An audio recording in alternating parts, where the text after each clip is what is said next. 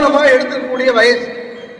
ஒரே ஒரு விஷயம் பிள்ளைகளே, நாம எதையெல்லாம் தேவையில்லை, அறுக்குது, போர் அடிக்குது, அவசியம் இல்லைன்னு நினைக்கிறோமோ இதற்காக நாம ஒரு காலத்துல ஏங்குவோம். இன்னைக்கு அரசு பள்ளி ஆசிரியர்கள் மிகச்சிறப்பாக, ஆசிரியர் வேலைங்கிறது ரொம்ப சவாலான பணிகள்ல, ராணுவ பணி, காவல்துறை பணி, எல்லை பாதுகாப்பு படைக்கு அப்புறம் சவாலான பணிகள்ல ஆசிரியர் பணி வந்துருச்சு, பேராசிரியர் பணிகளும் வந்துருச்சு. சவாலான பணி. ஏன் சார் அப்படி சொல்றீங்க அப்படின்னா, அவன் ரீல்ஸ் போடுறான் இன்ஸ்டாகிராம்ல, போட்டா ஜெயிலு, எடுத்தா பெயிலுங்கிறான். இவனை எல்லாம் உட்கார வச்சு நம்ம வாழ்க்கை தத்துவத்தை சொல்லி கொடுத்து, எப்பா நீ இப்படி படிப்பா, படிச்சு முன்னேறணும், படிப்பை சொல்லி கொடுத்துடணும். ஒரு படிப்பு வந்துட்டா அவனுடைய வாழ்க்கையே மாறிடான்.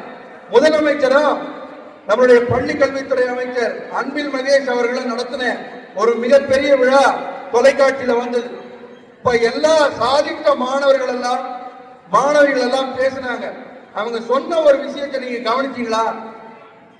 அப்துல் கலாம் உங்களுக்கு எல்லாம் தெரியுமா? கை தூக்குங்க யாருக்கெல்லாம் அப்துல் கலாம் தெரியும். சரி, சந்தோஷம். அப்துல் கலாம் உங்களை பார்த்து என்ன சொன்னாரு? கனவு காண சொன்னாரு இல்லையா? கனவு காணுங்கன்னாரு. அப்துல் கலாமோட கனவு என்ன? இந்தியா வல்லரசு ஆகணும் அப்படின்னு முன்னாள் குடியரசுத் தலைவருடைய கனவு.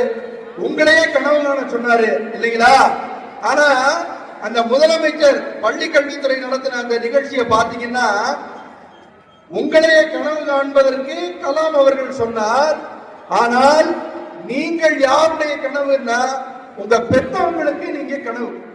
உங்க பெற்றவங்க கிட்ட போய் உங்களுடைய ஆசை என்ன, கனவு என்னன்னா, என் பிள்ளை நல்லா இருக்கணும், என் நல்லா படிக்கணும், நான் தான் படிக்கல, சொந்தக்காரங்க மதிக்க மாட்டேங்கிறாங்க, நான் தான் படிக்கல, என் பிள்ளை நல்லா படிக்கணும், பிள்ளை நல்லா கலெக்டர் ஆகணும், நல்ல உத்தியோகத்துக்கு போகணும், நல்ல துணிமணிகள் போடணும், கார் வாங்கணும், பங்களா வாங்கணும்னு உங்களைய கனவுகளா நினைக்கக்கூடிய உங்களுடைய பெற்றோர்